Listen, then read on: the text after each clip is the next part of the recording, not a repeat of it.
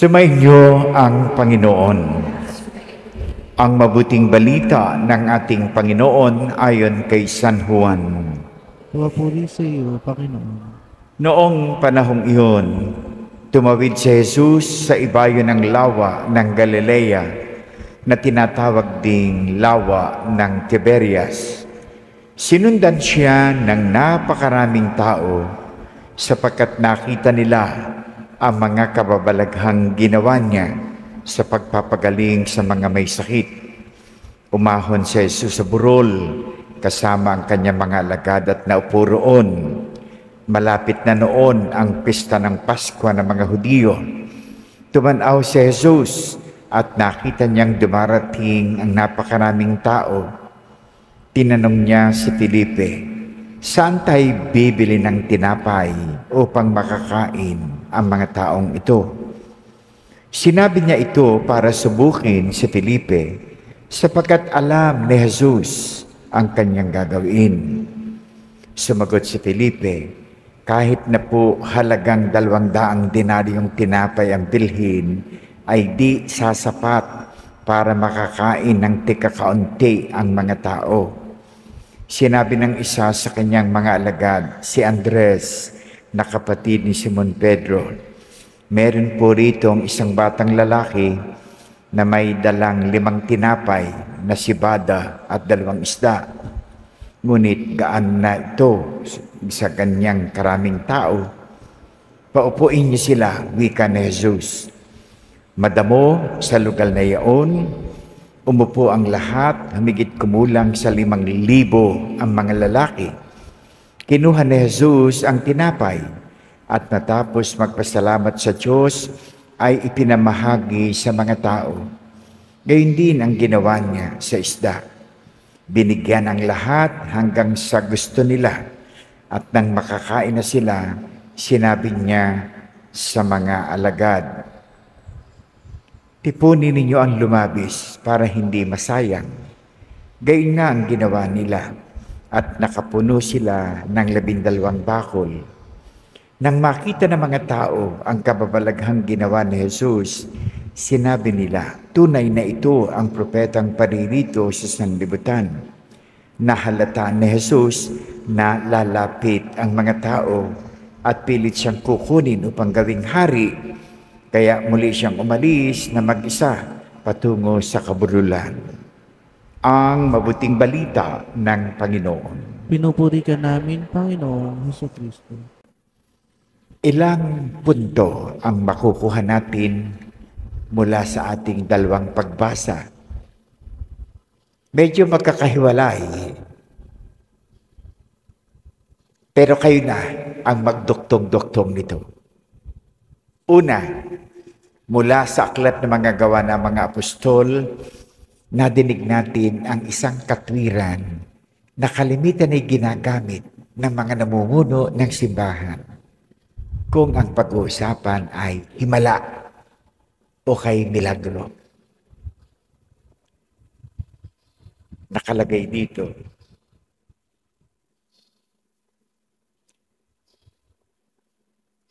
kung ang kanilang panukala o pagpupunyaging ito ay mula sa tao, ito'y mabibigo.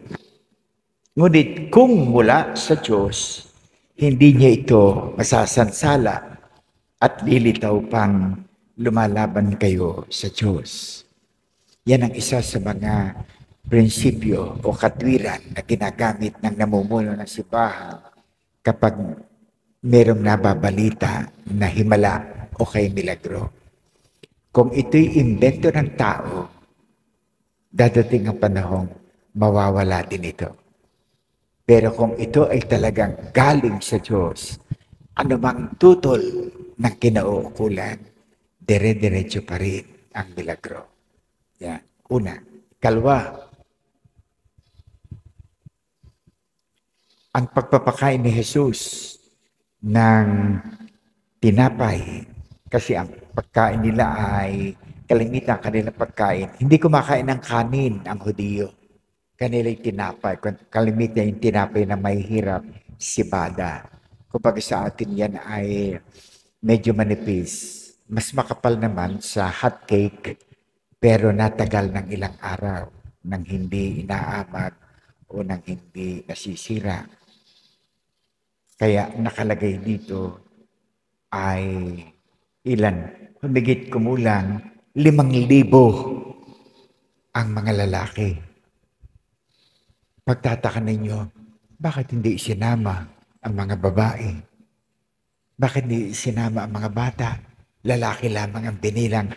Yes, sa Jewish society, ang binibilang laang ay lalaki. Hindi binibilang ang babae o ang mga bata. Lalaki lang. Kasi para sa kanila, yayamang si Adan, ang unang nilalang ng Diyos, siya lamang ang importante, hindi ang babae o kaya ang anak. Ang mga bata, they should not be seen in public. They should not be heard in public. Sila'y nakatago. Ang mga babae, gayon din. Kung sila'y may asawa, lalakad ng unang hakbang, lamang ng isang hakbang ang lalaki. Hindi pwedeng sumabay ang babae. Yan isa kanilang kultura. Most of the Middle Eastern countries ay ganyan.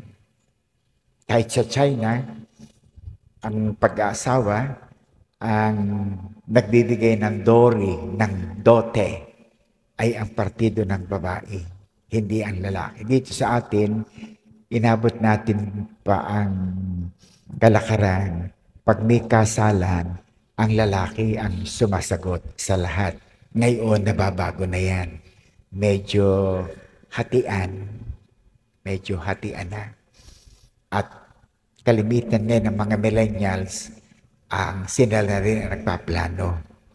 Wala na silang totoong ibinibigay na importansya sa mga bulungan, pamanhikan, ligawan. Hindi, text na laan ng text na ganyan. Kaya very yan. Sila na rin. Nagsha-shopping na sila. Church shopping, saan magandang magpakasal. Sino ang events ko? Saan natin gaganapin ang reception? Sino ang wedding coordinator?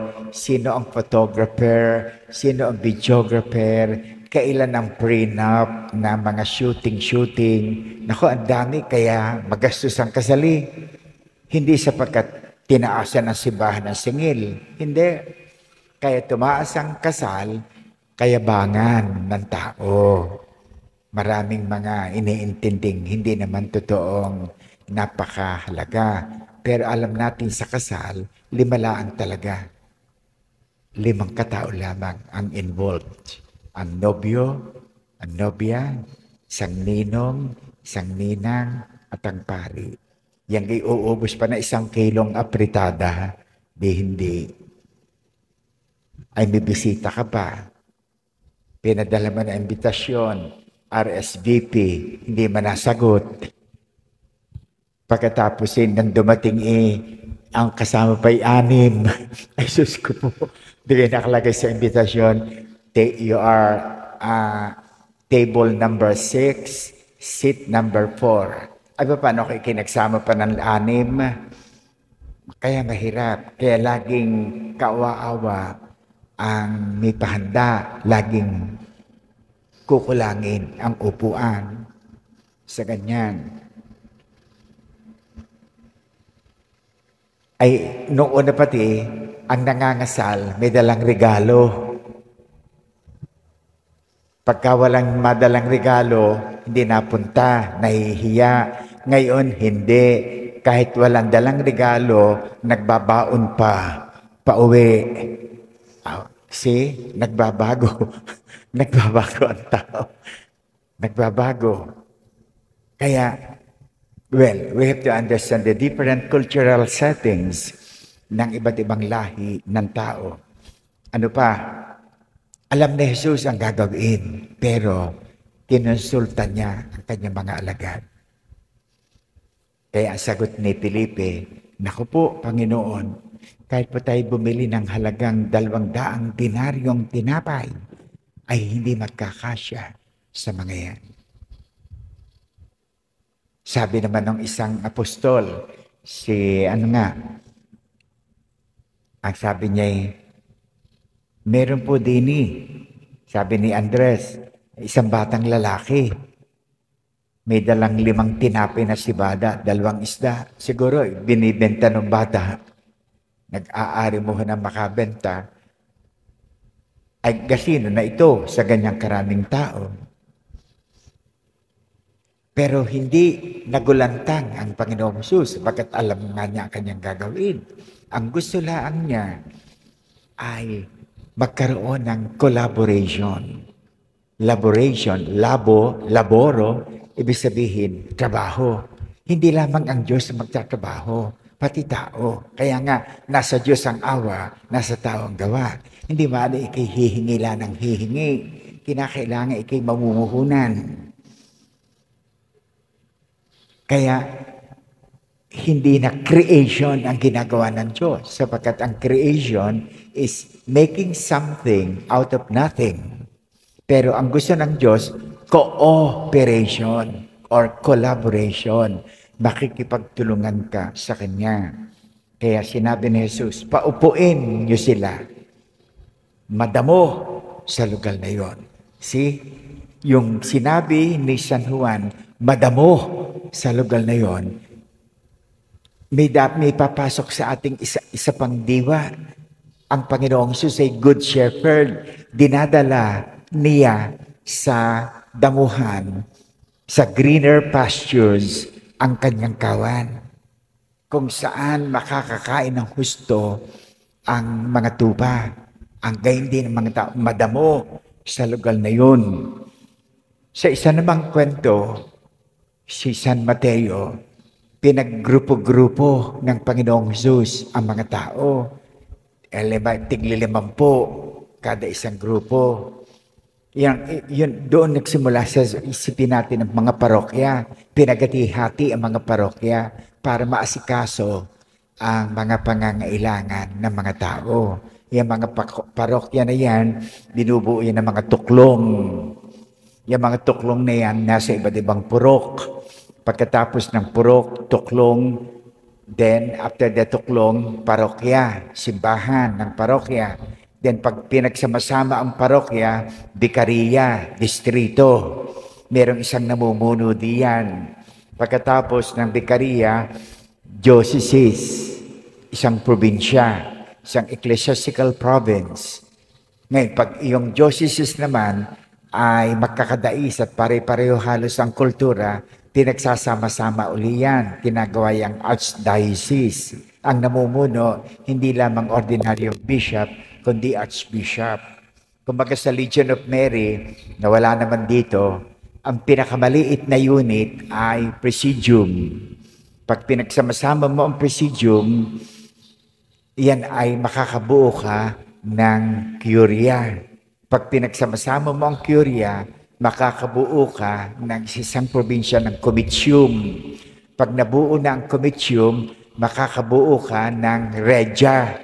At pag nabuo ang mga regia, meron ka ng senatus. Yan ang gradual amplification ng ganyang mga organization. Tulad ng kapisanan. O pwede ka magtayo ng kofradiya kung meron niyang mga branches sa mga tuklong o kay sa mga barangay. Confraternity of Christian Doctrine, katulad ng CCD na ganyan. At panghuli, kita nyo ito, nang makita ng mga tao ang kababalaghang ginawa ni Jesus, sinabi nila, tunay na ito ang propetang paririto sa sanlibutan. Nahalata ni Jesus na lalapit ang mga tao at pilit siyang kukunin upang gawing hari. Muli siyang umalis mag-isa patungo sa kabululan. Ganyan ang tao. Pag itong taong ito ay nagpapakain, kumandidato ka at ikay mananalo. Diba? Yan ang gusto natin sa kandidato. Laging may palamon, laging may pabarik. Gusto lagi natin namimigay ng pera. Pumasok na yan sa isipan natin ngayon. Naging bahagi na ng ating culture. Na ang eleksyon ay perahan. Pwede kang magbenta, pwede kang mamili ng boto. At maaaring ang pare kay manalo ay kanya-kanyang diskartihan. Sabi, sino sa survey ang tutol sa atin? Yung pong pamilyang yun, nasa Puroktos.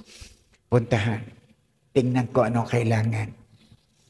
Kailangan po namin ay 10 pohan ng yero at saka po 100 hollow blocks. Meron ganyan. O kaya bibilhin. Ilan silang botante? 4 po. Bigyan natin ng tig pa 500 ang isa, that's 2,000. Mura pa yun. Sa iba, 1,500. Nako, hindi po natin yun makukuha. Yun po ay talaga pong rabid supporter ng gayong kandidato. Okay, ibahin ang diskarte. Bigyan mo ng tigdo 2,000 at kamo mag-outing sa Los Baños sa araw ng eleksyon. O kay mag-mall para hindi na makaboto sa kalaban. Ganun yun, style yun. Naalaman ko yan nung kumandidato yung aking pamangkin na Vice Governor. Tapos naging Vice Governor ni Honorable Armando Sanchez, Edwin Ermita. Ay ako ang nagbabasa sa headquarters ng mga sulat ng mga tao. Merong mga school, nako, nandito pa sa utak ko May 5 school na hingi ng miniband. Magkano ba ang isang minivan? 100 katao ay aabot ng mga 200,000 nahingi sa kandidato. O kaya naman merong isang pamilya na ikwento ko na sa inyo 2 years ago. Ay sir, kami po'y naparito at nabalitaan po namin kayo pala kakandidato bilang Vice Governor. Ay kami po'y boboto sa inyo. Meron lang po kaming iuusap na kaunting-kaunti. Ano yun? Hindi ako ang humaharap. Hindi man ako nagpapakilala kay pare. Ay ari po ang kasulatan ng aming pagkakasangla ng lote at bahay. Pinasa ko, 782,000. Ay ari po'y maririmata na. Ay kung ari po'y mababayaran, ni Vice, ay kami pong buong pamilya sa kanya naboboto. Kahit 3 po sa aking anak, ay sa kabila po boboto, ay pipilitin ko po na sa inyo naboboto. Ay sabi sa akin ng Edwin, Tito, kayo na magde-decide kung talagang magbibigay tayo o hindi. Okay, sige.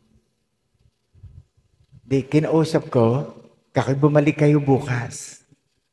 Ay, pwede ka pong mamaya na. Okay, sige, mamayang hapon. Ay, sa anong oras po? Mga 12:00? Hindi, sa hapon. Siguro mga 2:00. Kasi kung 12:00, pakakainin ko pa ng tanghalian.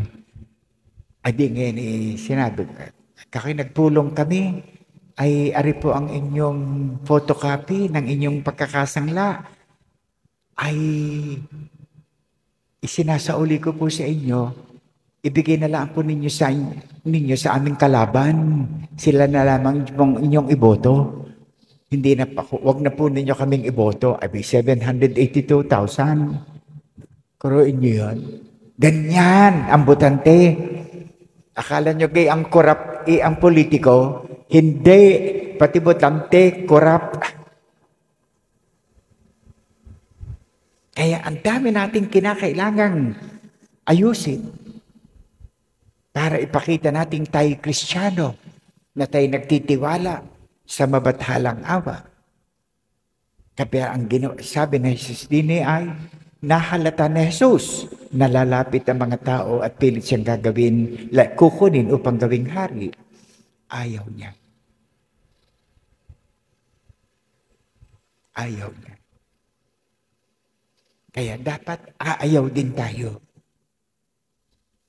na tayo makukuha sa pagkain, na tayo makukuha sa pera, na tayo makukuha sa kung saan-saang mga bagay, na halos ibenta na natin ang ating sagradong karapatan na pumili ng mamumuno.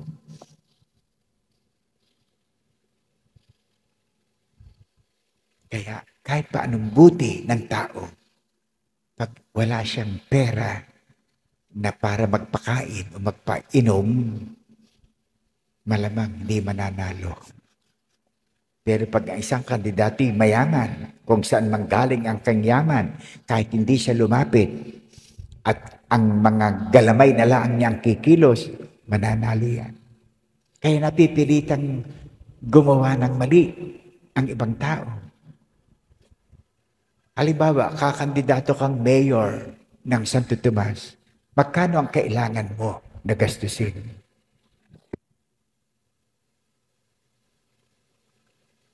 Sapat na ba magkaroon ka ng 50 milyon? Makontento na kaya ang barangay ng 1 million each? Ay diyan kikita mga coordinator, mangalap kayo ng mga volunteers, mga kabataan, yagyagan din, yagyagan doon, kaya libre ang kain, merong pang tigpa 500 pesos. Ay ang gagawin man ng coordinator, mangangalap na mangangalap, tapos bibigyan ng 250 bawat isa, di tubo na siya ng 250. Kaya pinapasukan niya ng mga middleman. Kaya hindi tayo natututo sa kahit matay ibinibigay sa atin ng Diyos ang biyaya na tayo na ang pumili ng mamumuno sa atin. Pero ang pinipilit nating gamiting criteria ay ito. Kaya mahihirapan. Kahit ang ating mga barangay, ang dami nating mga sasakyan. Kalimitin nakikita ko pag may libing. Ito nga pag ginagamit sa mga tao. Ang barangay ba'y talagang nagbibigay ng budget para sa mga mahihirap na pamilya, para sa mga single parents, para sa mga indigents, para sa mga scholars sa school. Dapat yan isa barangay na punta.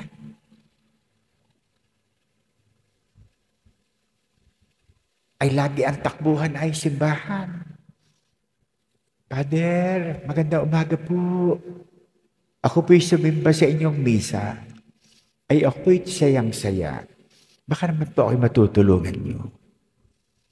Ay gusto ko na pong umuwi sa amin. Ay wala po akong pamasahe. Isang gang inyo, Sambuanga ho. Diyos ko po. Makano pamasahe pa Sambuanga? Maigi ko ini umuwi. Ako'y nakatulong na rin sa kanya. Ako ilang beses.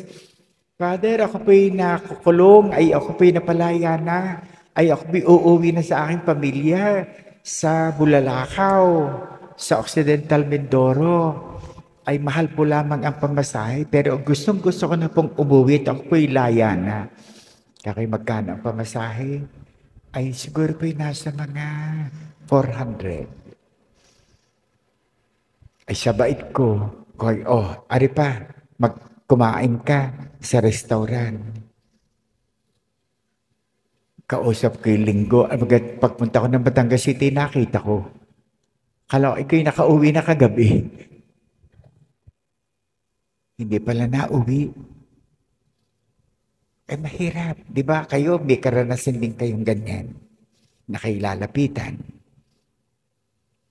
Kaya mahihirapan tayong tumulong pagka ganoon. Kahit mga bata, yun, tawag na DNAs mga batang 7-11, bakay lahat ang mga sisimbain. Paano kaya magawa sa mga batang ito? Kasi hinayaan na o alam kaya ng kanilang ama't ina na ang kanilang anak na ari nagpapalimos din ay ang batanggay niya hindi nagpapalimos. Meron niyang sariling pride. Ay sasabihin na ba, pangkain po lang. Kay umuwi, sa inyo ka kumain.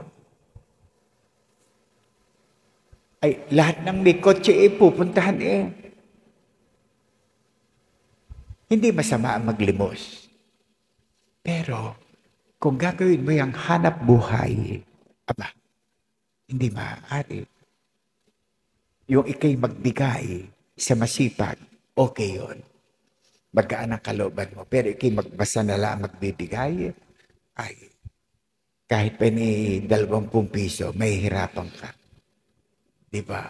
Pero pag kay Father, magbibigay kay 500, wow, masaya pa kayo. Hindi ba?